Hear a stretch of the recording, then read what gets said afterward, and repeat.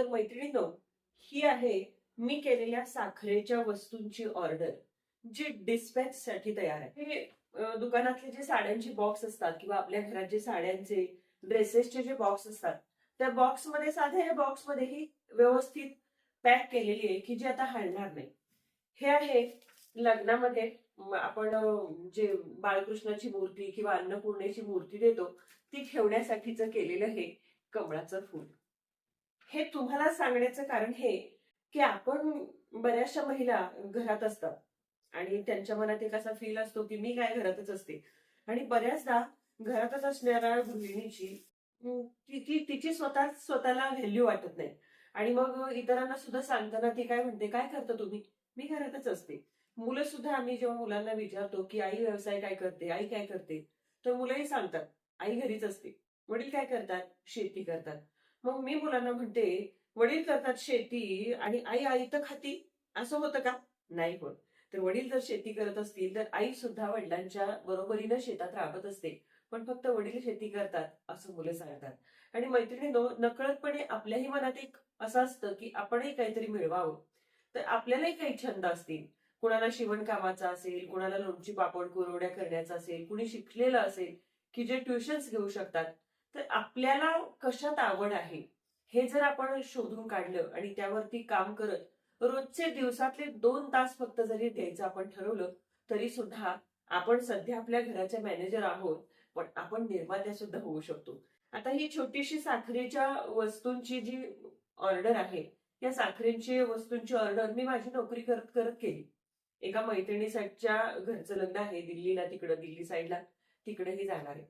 तुम्ही सुद्धा तुमच्यातल्या ज्या काही कलागुण आहेत, ज्या काही गोष्टी तुम्हाला आवडतात, की ज्याचा मार्ग, ज्याचा उपयोग तुम्ही स्वतःला सिद्ध करण्यासाठी करू शकता, एक उद्योग सेटल करण्यासाठी करू शकता. बऱ्याच महिला पिको फॉल करतात, बऱ्याच महिला ब्लाऊज शिवतात, बऱ्याच महिला कुरडया, सांडगे, पापड वगैरे करतात. हल्ली लग्नांमध्ये सुद्धा खूप ट्रेंड आहे. अगदी छोटे छोटे पॅकिंग सुद्धा वेगवेगळ्या प्रकारचे येतात. म्हणजे ब्लाऊज पीसचे पॅकिंग असतात, अक्षदांचे पॅकिंग असतात. आपल्या आजूबाजूला काय व्यवसाय चालू शकेल आणि त्याला अनुसरून आपल्याकडे काय एखादी कला आहे, आपल्याकडे कोणतं एखादं स्किल आहे, याचा जर विचार करत आपण जर प्रयत्न केले, तर आपण सुद्धा घर बसल्या काहीतरी उद्योग करू शकतो. आणि कसं आहे, स्वतः मिळवलेला स्वतःच्या कमाईचा 1 रुपया असू दे, पण त्याचं एक स्टेटस आपल्या मनात खूप वेगळं असतं. खरं तर प्रत्येकीलाच स्वतःच्या पायावर उभारायची इच्छा असते.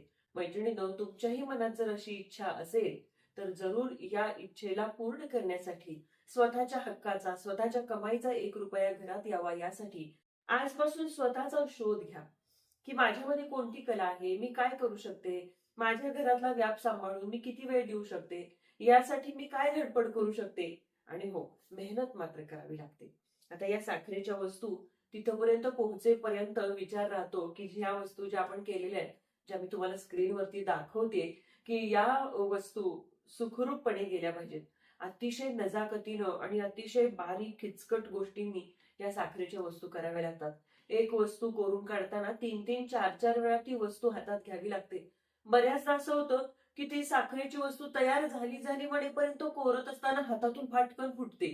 तेव्हा जे वाईट वाटतं ते शब्दातीत असतं. आणि त्याही पेक्षा जेव्हा घेणारी व्यक्ती आपल्या वस्तूचं मोल कमी करते, तेव्हा मात्र खूप चीड येते. तर आपण केलेली वस्तू योग्य आणि रास्त किमतीनं आणि योग्य जागी जावी, यासाठी प्रयत्न करा. तुमच्यातले कलागुण कोणते आहेत ते शोधून आजपासून त्याच्यावरती काम करत एक स्वतःला जर शिस्त लावून घेतली की घरच्या कामाबरोबर रोजचे 2 तास मी देईन. आपण जर नोकरी करत असतो तर 8-8 तास आपल्याला राबावंच लागलं असतं की नाही. रोजचे 2 तास मी देईन, हा विचार तुम्हाला नक्कीच पुढे घेऊन जाणार आहे. मैत्रिणींनो, तुम्हाला हा विचार कसा वाटला? तुमच्यातले कलागुण कोणते आहेत आणि तुम्ही कोणत्या विषयावरती, कोणत्या व्यवसायामध्ये काम करू शकता, हे मला कमेंट करून कळवा. तोपर्यंत माझ्या या वस्तू दिल्लीला पोहोचण्यासाठी तुमच्या शुभेच्छा जरूर द्या. भेटूया अशाच एका इंटरेस्टिंग विषयाच्या पुढच्या व्हिडिओत. तोपर्यंत नमस्कार.